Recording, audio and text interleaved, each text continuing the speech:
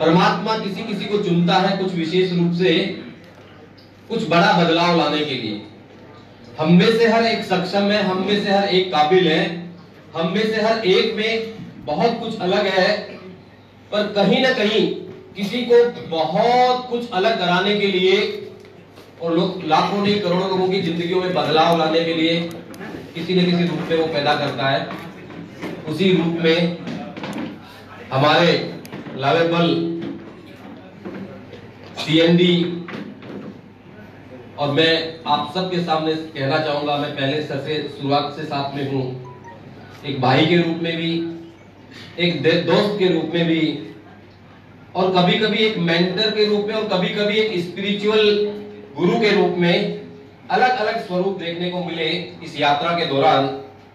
पर अभी जो बातें हो रही है विजन को लेके, अभी जो प्लानिंग चल रही है, सचमुच परमात्मा की कृपा है कि उसने हमें ऐसी मेंटरशिप, ऐसा एम्ब्रेला दिया, उनके साथ काम करने का मौका मिल रहा है।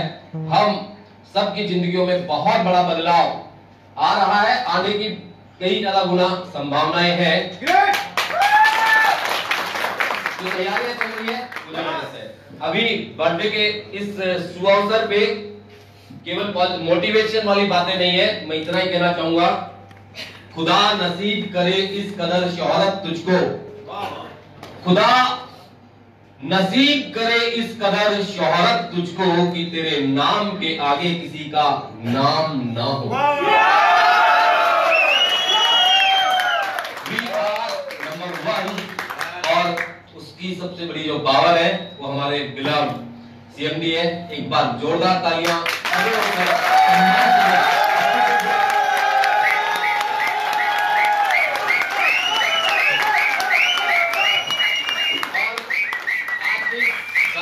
अंजाम देने में सारी की सारी प्लानिंग जो हमारे बिलव्ड जेएमडी अभिषेक भाई की रही, इनके लिए भी जोरदार तालियां।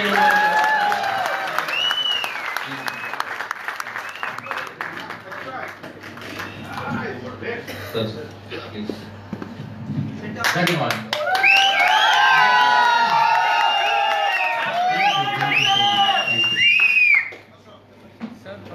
उपेंद्र जी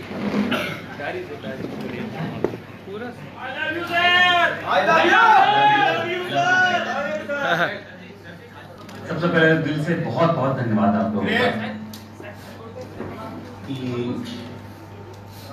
देखिए, जन्मदिन एक व्यक्तिगत त्योहार होता है ना। हर व्यक्ति के लिए उसका जन्मदिन उसका एक व्यक्तिगत दिन होता है, और उस दिन में यदि बहुत सारे लोग साथ हो तो अच्छी फीलिंग आती है, ऐसा लगता है कि कुछ अच्छा काम कर रहा है। आज ज्ञान देने का मूड नहीं है, फिर भी आप लोग सभी लोग मंदिर जाते होंगे, गुरुद्वारे जाते होंगे, मस्जिद जाते होंगे, चर्च जाते होंगे।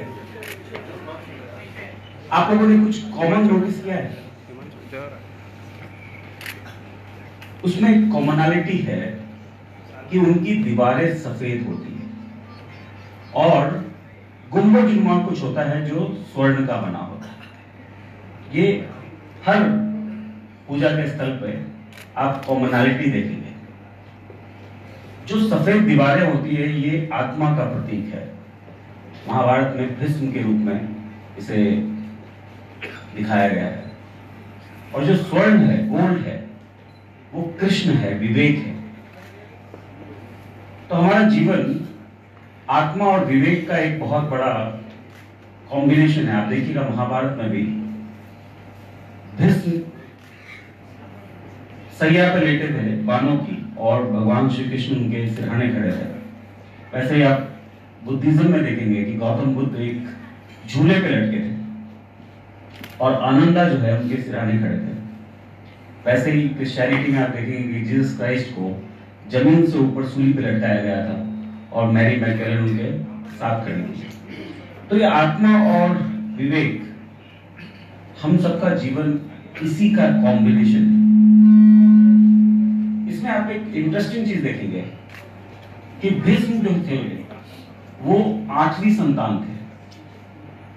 7 उनके भाई पैदा होते ही मार दिए गए। उनके बारे में एक लाइन भी नहीं लिखी गई। इतनी बड़ी महाभारत है, 2-2 लाइन लिखी जा सकती थी, परंतु उनके 7 गंधर्व भाइयों के बारे में नहीं लिखा गया। वैसे भगवान कृष्ण भी 8वें पुत्र थे, उनके भी 7 पुत्र भाई हुए और उन 7 को कंस ने तुरंत मार दिया। एक लाइन भी भागवत में उनके भाइयों के बारे में नहीं लिखी गई। बुद्धिज्म में भी सबसे पहले जो बुद्ध हुए उनका नाम है फूसा बुद्ध। फुस, इसका अर्थ क्या है? इसका अर्थ सिर्फ यही है कि हमने बहुत सारे जन्म लिए, परंतु शायद उन जन्मों में हम अपने आप को पहचान नहीं पाए। वो जन्म उन्हीं 7 भाइयों की तरह व्यतीत हो गए, भगवान श्री कृष्ण के भी 7 भाइयों की तरह और भीष्म के भी 7 भाइयों की तरह। तो हम जब जन्म लेते हैं हमें पता ही नहीं होता हम कहां से जन्म ले रहे हैं, क्यों ले रहे हैं, किस घर में पैदा हो रहे हैं, किस कुल में पैदा हो रहे हैं। परंतु जीवन जब हमें समझ में आने लगे तो मुझे लगता है कि उस जीवन का कुछ महत्व क्रिएट होना चाहिए। वो जीवन उन फूसा बुद्धा की तरह नहीं निकल जाना चाहिए, उन गंधर्व भाइयों की तरह नहीं निकल जाना चाहिए जिनके बारे में महाभारत या भागवत या क्रिश्चियनिटी या बाइबल में कुछ नहीं लिखा गया। तो ये जन्म हमने लिया है तो डेफिनेटली कुछ करने के लिए लिया है, और डायरेक्ट सेलिंग मुझे लगता है कि ये एक बहुत बड़ा आंदोलन बन सकता है यदि हम अपने जीवन को सार्थक बनाना चाहते हैं। एक परिवार की तरह होता है, हमारी ऑर्गेनाइजेशन हमारे परिवार की तरह होती है। इसकी समृद्धि, हमारे परिवार की समृद्धि हमारी जिम्मेदारी होती है। मैंने कई बार शेयर किया है कि भगवान श्री कृष्ण जैसे विवेक का प्रतीक है, इनका सबसे बड़ा दुश्मन शिशुपाल था। हम सब लोग शिशुपाल से घिरे हैं, सबकी जिम्मेदारियां हैं, सबका परिवार है, सबके खर्चे हैं। ये जो खर्चे हैं यही शिशुपाल है। ऐसे खर्च जिसको हम कॉम्प्रोमाइज नहीं कर सकते, बच्चों की फीस, घर का भाड़ा, इस टाइप के खर्च हमें शिशुपाल की तरफ बांधे रखते हैं। आरएमसीएल में हमारी पूरी कोशिश रहती है कि हमसे जुड़ने वाला व्यक्ति शिशुपाल के बंधन में ना रहे, शिशुपाल की हत्या हो जाए। क्या बात है।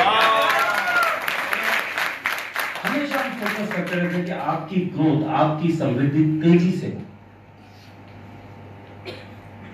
परंतु भगवान श्री कृष्ण का एक और दुश्मन है, उसका नाम था जरासंध। जरासंध का मतलब है संशय, और भगवान श्री कृष्ण जरासंध को नहीं मार पाते थे, उन्हें मारने के लिए भीम की आवश्यकता हुई।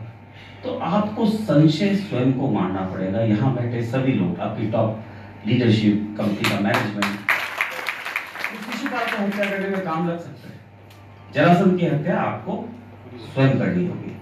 और ये जीवन सभी का सफल बने, उसके लिए जरूरत है कि हम अपने आप को पहचानें।